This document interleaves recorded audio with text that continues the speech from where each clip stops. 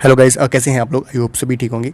मैंने अभी एक पोल डाला था थोड़ी देर पहले, इसमें पूछा था कि यूपी ट्रिपल एस सी पेट कितने लोगों ने फिल किया है। तो काफ़ी सारे लोगों ने, मेरे जो सब्सक्राइबर्स हैं, मेरे जो फैमिली है, उनमें से काफ़ी सारे लोगों ने फिल किया है। तो मैंने सोचा कि आप सभी लोगों के लिए यहाँ पर एक 20 तारीख को आपका पेपर है पेट का, जैसा कि आप लोग सभी लोगों को पता है। तो 20 तारीख तक लगभग अभी 10-12 दिन हैं। तो 10-12 दिनों में हम लोग डेली की या तो एक वीडियो या फिर आपको 2 वीडियो कल से मैं देने की कोशिश करूँगा। ये तो अभी तो प्रीमियर मैंने सेट कर दिया है 8 बजे का। तो आप लोग देख रहे हैं इसको। कल से मैं कोशिश करूँगा कि आपको दिन में 2 वीडियो मिलें और लाइव आने की कोशिश भी मैं करूँगा। तो यहाँ पर आप लोगों को पिछले जितने भी एग्जामिनेशन हुए हैं यूपी के अंदर या और भी एग्जामिनेशन हुए हैं, उनमें जो क्वेश्चंस आपसे पूछे गए हैं, वो सारी मैं क्वेश्चंस यहाँ पर डिस्कस करने वाला हूँ। फ्री में आपको ये पीडीएफ भी प्रोवाइड करवाने वाला हूँ। पीडीएफ आपको मिलेगी हमारे टेलीग्राम चैनल पर, उसका लिंक आपको नीचे डिस्क्रिप्शन बॉक्स में मिलेगा। तो जल्दी से टेलीग्राम चैनल को ज्वाइन कर लीजिए, वहाँ पर आपको ये वाली पीडीएफ अभी मिल जाएगी। तो पूरी पीडीएफ आप लोगों को देखना है, पूरी वीडियो आप लोगों को देखना है। आप लोग मेरे साथ साथ क्वेश्चन को लगाएंगे और आपको अपना चेक करना है कि कितने क्वेश्चन आपको आ रहे हैं। मेरे साथ आप लोग तैयारी करना स्टार्ट कर दीजिए। तो स्टार्ट कर लेते हैं आज का ये वीडियो। सबसे पहला क्वेश्चन आपको यहाँ पर दिया गया है, अकबर के पुत्र शहजादा मुराद की जो मृत्यु थी वो क्यों हुई थी, किस चीज़ से हुई थी? ना तो बीमारी से हुई थी, ना युद्ध में हुई थी। उनकी जो मृत्यु थी अधिक मद्यपान से हुई थी। ठीक है, पहले का ऑप्शन नंबर सी करेक्ट हो जाएगा। अगला क्वेश्चन यहाँ पर दिया गया है, आप लोग देख पा रहे हो, कृष्णदेव राय के शासनकाल में अष्ट दिग्गज किसे कहा जाता था? तो जो 8 महाविद्वान थे तेलुगु भाषा के, इन लोगों को अष्ट दिग्गज कहा जाता था। इसका ऑप्शन नंबर सी करेक्ट हो जाएगा। अगला क्वेश्चन यहाँ पर दिया गया है, हरिहर एवं बुक्का ने किसके प्रभाव में आकर विजयनगर साम्राज्य की स्थापना की थी? विद्यारण्य के प्रभाव में आकर विजयनगर साम्राज्य की स्थापना की गई थी हरिहर और बुक्का के द्वारा। तीसरे क्वेश्चन का आंसर डी ऑप्शन बिल्कुल करेक्ट हो जाएगा। अगला क्वेश्चन यहाँ पर आपको दिख रहा होगा, विजयनगर साम्राज्य की सामाजिक व्यवस्था में गणिकाओं के विषय में निम्नलिखित में से कौन सा कथन सही नहीं है? ये वाली चीज़ें आप लोग को ध्यान रखनी है, सही नहीं है। यहाँ पर नहीं हम लोग कभी भी देखते ही नहीं है क्वेश्चन पेपर के अंदर, और इसको गलत करके आ जाते हैं। तो इसमें से डी ऑप्शन जो लिखा है, उन्हें प्रशासन के महत्वपूर्ण पदों पर नियुक्त किया जाता था, ये वाला चीज़ बिल्कुल सही नहीं है। बाकी सारे सही हैं, तो इसको ये ऑप्शन हमारा करेक्ट हो जाएगा। डी ऑप्शन है इसका बिल्कुल करेक्ट हो जाएगा। अगला यहाँ पर दिया गया है आपको, अगला क्वेश्चन यहाँ पर दिया गया है आप लोगों को, निम्नलिखित में से किसने अफीम को लेकर आत्महत्या की थी? तो शाह बेगम ने अफीम को लेकर आत्महत्या की थी। ठीक है, डी ऑप्शन इसका बिल्कुल करेक्ट हो जाएगा। अगला क्वेश्चन है यहाँ पर, अपने सिंहासनारोहण के पश्चात प्रसिद्ध 12 आदेश जारी किए थे। तो अपने सिंहासनारोहण के दौरान 12 आदेश जहांगीर की तरफ से जारी किए गए थे। ठीक है, जहांगीर ने 12 आदेश जारी किए थे। 7वां क्वेश्चन है, निम्नलिखित जहांगीर की पत्नियों में से कौन राजपूत नहीं था? यहाँ पर फिर से उसी टाइप का क्वेश्चन है, कौन राजपूत नहीं था? तो नूरनिसा बेगम राजपूत नहीं थी, बाकी सभी कौन थी? राजपूत थी। ठीक है, अगला क्वेश्चन यहाँ पर दिया गया है, 8वां क्वेश्चन यहाँ पर है इधर ओके। नल दमयंती की कहानी का फारसी में किसने अनुवाद किया? फैजी ने फारसी में इसका अनुवाद किया था, मतलब कि बी ऑप्शन इसका बिल्कुल करेक्ट हो जाएगा। आप सभी लोगों को फ्री में पीडीएफ हमारे टेलीग्राम चैनल पर मिल जाएगी, तो टेलीग्राम चैनल को ज्वाइन करना बिल्कुल भी ना भूलें। 9वां क्वेश्चन आपको यहाँ पर दिख रहा होगा, निम्नलिखित में से कौन शेख अल्लाहदाद फैजी सर हिंदी द्वारा लिखित है? तो बादशाह नामा शेख अल्लाहदाद फैजी सर हिंदी के द्वारा लिखी गई है। ठीक है, बी ऑप्शन का बिल्कुल करेक्ट हो जाएगा। अगला क्वेश्चन यहाँ पर दिया गया है, निम्नलिखित में से कौन अकबर का समकालीन होते हुए भी आइन ए अकबरी में उल्लिखित नहीं है? मतलब कि तुलसीदास इनके समकालीन थे, आप सभी को पता होगा, लेकिन इनका आइन ए अकबरी में कोई भी उल्लेख नहीं किया गया है। अगला क्वेश्चन है 11वां क्वेश्चन, निम्नलिखित में से किसने वीरता एवं साहस के लिए शाहजहाँ द्वारा बहादुर की पदवी दी गई थी? औरंगजेब को वीरता और साहस के लिए शाहजहाँ द्वारा बहादुर की पदवी इनको दी गई थी। सी ऑप्शन बिल्कुल करेक्ट होगा। मैं डेली ही आप लोगों को एक वीडियो के अंदर 60 क्वेश्चन करवाऊंगा, आप लोगों को चेक करना है कि आपको कितने क्वेश्चन वहाँ पर आ रहे हैं। अगला क्वेश्चन यहाँ पर दिया गया 12वां, जनता को झरोखा दर्शन देने की प्रथा किसने समाप्त की थी? औरंगजेब ने समाप्त की थी। 12वें क्वेश्चन का आंसर सी हो जाएगा करेक्ट, औरंगजेब ने झरोखा दर्शन की प्रथा समाप्त की थी। अगला क्वेश्चन यहाँ पर दिया गया, शाहजहाँ के दरबार में राजकवि पोइट कौन थे? तो 13वां का क्वेश्चन है, कलीम शाहजहाँ के दरबार में ये कौन थे? राजकवि थे। अगला क्वेश्चन यहाँ पर दिया गया 14वां, सूची 1 और सूची 2 का यहाँ पर वो सही मिलान जो करने होते हैं उस टाइप की ये सूची दी गई है, इस टाइप से जो करने होते हैं। ठीक है, तो यहाँ पर आपको मैं दिखा देता हूँ, ये यहाँ पर दी गई है सेकंड वाली सूची, जिसमें ये दिए गए हैं ऑप्शंस। तो इसको आप लोग पीडीएफ में चेक कर लेना।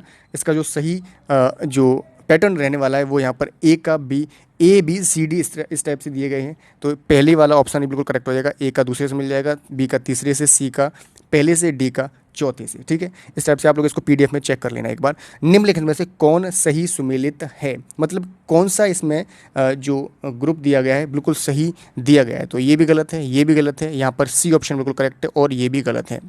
ठीक है, तो आप लोग इसको देख सकते हैं। अगला क्वेश्चन यहाँ पर दिया गया, लाल किला की मोती मस्जिद का निर्माण किसने कराया था। लाल किला की मोती मस्जिद का जो निर्माण था वो औरंगजेब के द्वारा कराया गया था। डी ऑप्शन इसका बिल्कुल करेक्ट हो जाएगा। आप लोगों से कितने क्वेश्चन हो रहे हैं आप लोग नीचे जल्दी से बता दीजिए। अगला क्वेश्चन यहाँ पर बताया गया, हिंदुस्तान में मराठा विस्तार हमारी विजय पताका को कृष्णा से अटक तक ले जाएगा।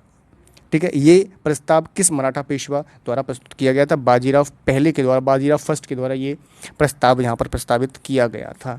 18वां क्वेश्चन यहाँ पर आपको दिख रहा होगा, निम्नलिखित में से किस मुगल सेनापति ने शिवाजी को पुरंदर की संधि 1965 पर हस्ताक्षर करने के लिए बाध्य किया था। तो मिर्जा राजा जय सिंह ने उनको बाध्य किया था। सी ऑप्शन इसका बिल्कुल करेक्ट हो जाएगा। अगला क्वेश्चन यहाँ पर दिया गया 19वां, शिवाजी अपने समुद्री बेड़े को कहाँ ठहराते थे। कोलाबा में वो ठहराते थे। ये ऑप्शन इसका करेक्ट हो जाएगा। अगला क्वेश्चन वही है, यहाँ पर सूची ए और सूची एक पहली सूची और दूसरी सूची दी गई है, इसको सही मिलान करना है। इसको आप लोग पीडीएफ में देख लेना, बिल्कुल करेक्ट मैंने मिला के दिया है आप लोगों को। इसका जो सही मिलान हो जाएगा यहाँ पर ये वाला हो जाएगा, ए का चौथा, बी का पहला, सी का दूसरा और डी का तीसरा। ठीक है, अगला क्वेश्चन यहाँ पर दिया गया है, निम्नलिखित में से किसने गुजरात में व्यापार करने के लिए अकबर से फरमान प्राप्त करने की चेष्टा की थी।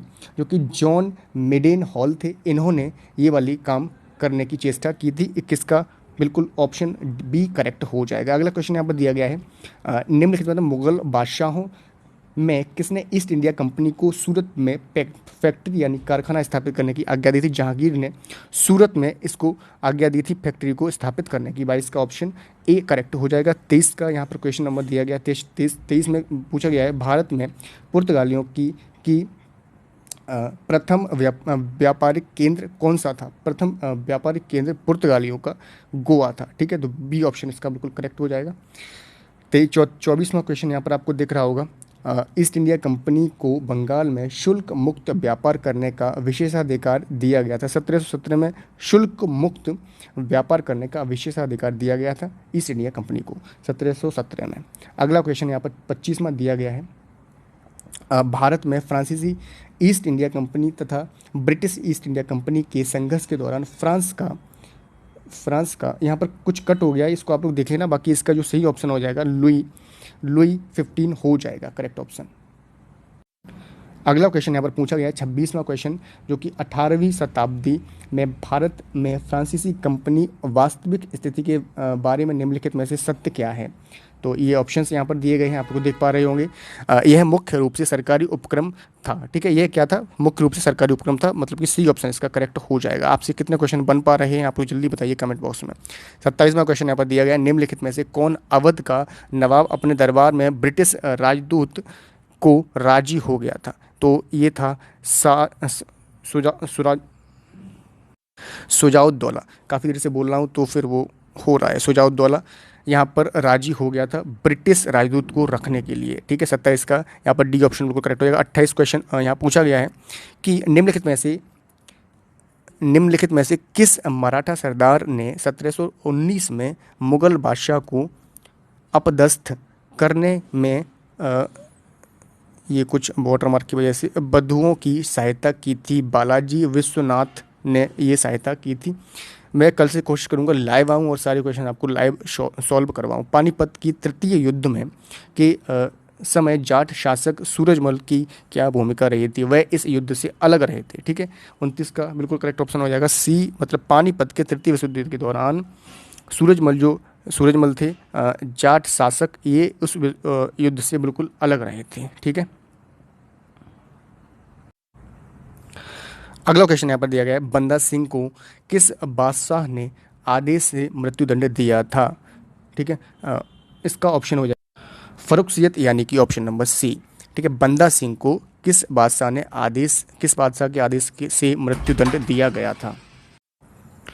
अगला क्वेश्चन यहाँ पर आपसे पूछा गया है कि निम्नलिखित में से जाट नेताओं के नाम सूची में दिए गए हैं, कूट के अनुसार कालानुक्रम में व्यवस्थित इनको किया जाए।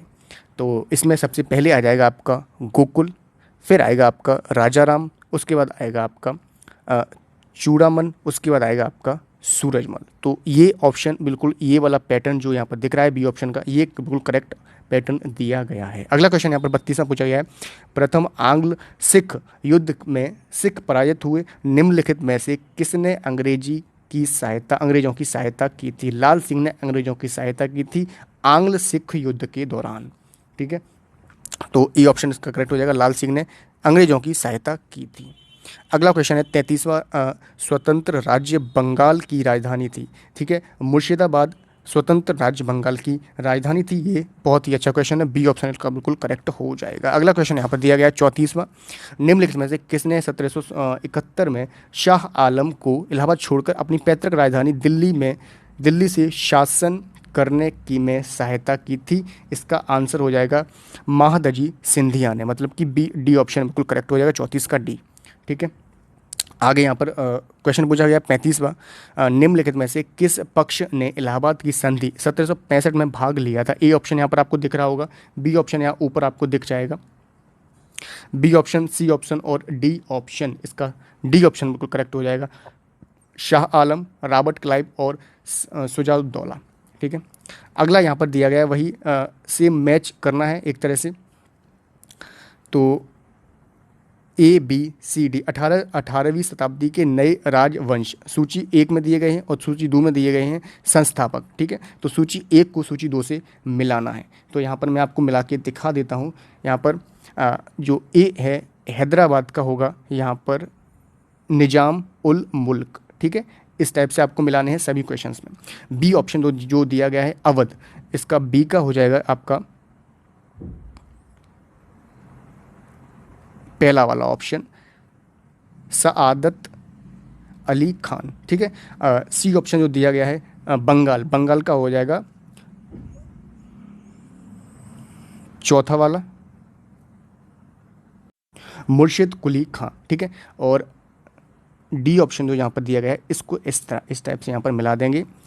ठीक है, इस टाइप से आपको जितने भी ऐसे क्वेश्चन आपको देखने के लिए मिलेंगे, इनको इस टाइप से मैच करना है और इनका आंसर भी इस टाइप से मैंने मेंशन कर रखा है पीडीएफ के अंदर। ठीक है, अगला क्वेश्चन यहाँ पर 37 में दिया गया है आपको, निम्नलिखित देशों में भारतीय कपड़ों के आयात पर रोक नहीं लगाई अथवा भारी चुंगी लगा दी गई थी। ठीक है, रोक नहीं लगाई गई थी, कुछ कर होता था इस टाइप का, वो लगा दिया गया था हॉलैंड की द्वारा। डी ऑप्शन बिल्कुल करेक्ट हो जाएगा। अगला क्वेश्चन यहाँ पर दिया गया है, सूती कपड़ों के उत्पादन पर आयात कर घटाने के लॉर्ड लिटन के निर्णय से निम्नलिखित में से सबसे ज़्यादा किसको लाभ हुआ था। ब्रिटिश उद्योग को सबसे ज़्यादा लाभ हुआ था सूती कपड़ों के उत्पादन पर आयात कर को घटाने से।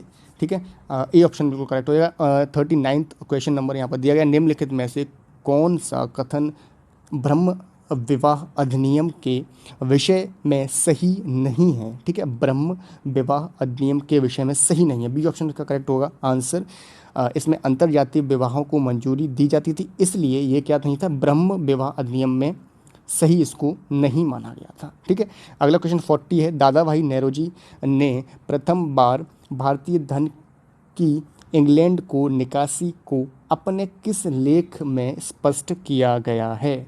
तो यहाँ पर ऑप्शन कोई भी करेक्ट नहीं दिया गया है, तो हमें क्या कर देना है, सीधा ही उपरोक्त में से कोई नहीं।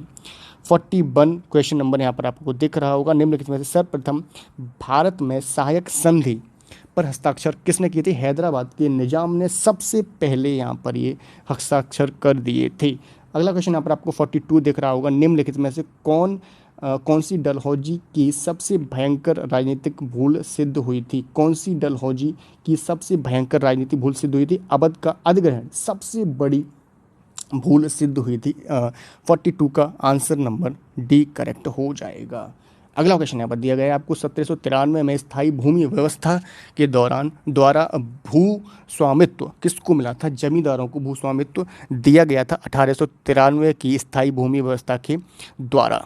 ठीक है, 44 क्वेश्चन नंबर आपको यहाँ दिख रहा होगा, भारत में डचों द्वारा सबसे पहले फैक्ट्री कहाँ स्थापित की गई थी? मछलीपट्टनम में सबसे पहले ये फैक्ट्री स्थापित की गई थी। 45 क्वेश्चन नंबर आपको यहाँ दिख रहा होगा, निम्नलिखित में से रोहिलखंड में 1857 के विद्रोह का नेता कौन था? खां बहादुर खां, ये रोहिलखंड 1857 के विद्रोह के नेता थे। ठीक है, सी ऑप्शन इसका बिल्कुल करेक्ट हो जाएगा। 46 क्वेश्चन नंबर यहाँ पर दिया गया है, 1857 के विद्रोह के पश्चात अवध के तुल ताल्लुकदारों की नई भूमि क्या थी? नई भूमिका क्या थी? ठीक है, काफ़ी टाइम से बोल रहा हूँ तो थोड़ा सा मैनेज कर लेना आप लोग। ठीक है, 1857 के विद्रोह के पश्चात अवध के ताल्लुकदारों की नई भूमिका क्या थी? वे अंग्रेजों के गहरे मित्र बन गए थे। ठीक है, तो डी ऑप्शन इसका करेक्ट हो जाएगा। 1857 के विद्रोह के बाद अवध के ताल्लुकदारों की नई भूमिका ये थी कि वे अंग्रेजों के गहरे मित्र, अंग्रेजों से दोस्ती उनकी तरफ से कर ली गई थी। अगला क्वेश्चन यहाँ पर 47 दिया गया है, वही है निम्नलिखित घटनाओं को नीचे दिए गए कूट के अनुसार कलानुक्रम लगाना है इनको। ठीक है, कलानुक्रम लगाना है। सबसे पहले जो आएगा, सबसे पहले यहाँ पर थे सूरत कांग्रेस। ठीक है, उसके बाद था रॉलेट एक्ट। ठीक है, उसके बाद दूसरा वाला करेक्ट होगा, दूसरा वाला आएगा यहाँ पर साबरमती अंग्रेज आश्रम से दांडी तक की यात्रा, उसके बाद गांधी इरविन समझौता। ठीक है, 48 क्वेश्चन नंबर यहाँ पर आपको दिख रहा होगा, ओके ऊपर है वो 48 ये रहा। निम्नलिखित में से कौन भारत में प्रथम महिला विश्वविद्यालय के लिए बनने में कारण था? पहला महिला विश्वविद्यालय बनने का सबसे बड़ा कारण क्या था? डी के कर्वे, इनके ये सबसे बड़े कारण बने थे पहला महिला विश्वविद्यालय बनाने में। अगला क्वेश्चन 49 दिया गया, बंगाल में मुस्लिम पुनर्जागरण के पिता कौन थे? अमीर अली थे। ठीक है, मुस्लिम पुनर्जागरण के पिता कौन थे? अमीर अली थे। ठीक है, अगला क्वेश्चन यहाँ पर दिया गया, महात्मा गांधी क्षणिक भूत की तरह धूल उड़ाते हैं, स्तर नहीं उड़ाते। महात्मा गांधी क्षणिक भूत की तरह धूल उड़ाते हैं, स्तर नहीं उड़ाते। यह कथन किससे संबंधित है? सुभाष चंद्र बोस से ये कथन संबंधित है, क्योंकि इन्होंने ये बात कही थी। अगला क्वेश्चन 51 दिया गया, निम्नलिखित में से किसे पश्चिमी भारत के पुनर्जागरण का जनक कहा जाता है? एम.जी. रनाडे को पश्चिमी भारत के पुनर्जागरण का जनक माना जाता है। ठीक है, ए ऑप्शन इसका करेक्ट हो जाएगा। अगला 52 दिया गया है, गुबार ए खातिर के लेखक कौन है? डी ऑप्शन इसका करेक्ट हो जाएगा, अबुल कलाम आज़ाद। ठीक है, आप लोगों से कितने क्वेश्चन लग पा रहे हैं आप नीचे कमेंट बॉक्स में जरूर बताइए, कोशिश करूंगा कि कल से लाइव आ जाऊं। डॉक्टर भीमराव अम्बेडकर के अनुसार दलितों के उत्थान हेतु निम्नलिखित में से सर्वाधिक क्या आवश्यक था? दलितों के लिए राजनीतिक शक्ति, मतलब कि डॉक्टर भीमराव अम्बेडकर के अनुसार दलितों के उत्थान के लिए न शिक्षा जरूरी थी, सरकारी नौकरियों में आरक्षण भी जरूरी नहीं था, सामाजिक सुधार भी जरूरी नहीं था, सबसे ज़्यादा जरूरी क्या था? उनको दलितों के लिए राजनीतिक शक्ति, मतलब कोई अच्छा राजनेता उनको मिलना चाहिए था। तो ये 53 का ऑप्शन नंबर डी करेक्ट हो जाएगा। अगला 54 क्वेश्चन नंबर दिया गया है, निम्नलिखित में से कौन Royal Asiatic Society of Bengal के संस्थापक थे? Sir William Jones. ठीक है, ए ऑप्शन इसका बिल्कुल करेक्ट हो जाएगा। 55 क्वेश्चन नंबर 55 यहाँ पर आपको देख पा रहे होंगे, निम्नलिखित में से मुस्लिम नेताओं में से किसने भारत के विभाजन को एक विश्वासघातपूर्ण कार्य कहा था? मतलब जो मुस्लिम नेताओं में से किसने भारत के विभाजन को एक विश्वासघातपूर्ण कार्य है ये कहा था? खान अब्दुल गफ्फार खां। मतलब कि इनकी तरफ से ये कहा गया था कि यह विश्वासघातपूर्ण कार्य होगा जो कि भारत का विभाजन किया जा रहा है। ठीक है, अगला क्वेश्चन यहाँ पर दिया गया है, भारतीय राष्ट्रीय आंदोलन की निम्नलिखित घटनाओं के नीचे दिए गए कूट के अनुसार कलानुक्रम में स्थापित इनको करना है। मतलब वही उसी टाइप से कि सबसे पहले कौन सा काम हुआ था उसके हिसाब से इनको क्या करना है, मैनेज करना है। ठीक है, सबसे पहला जो था गांधी इरविन समझौता हुआ था, उसके बाद भारतीय राष्ट्रीय कांग्रेस का कराची अधिवेशन हुआ था, उसके बाद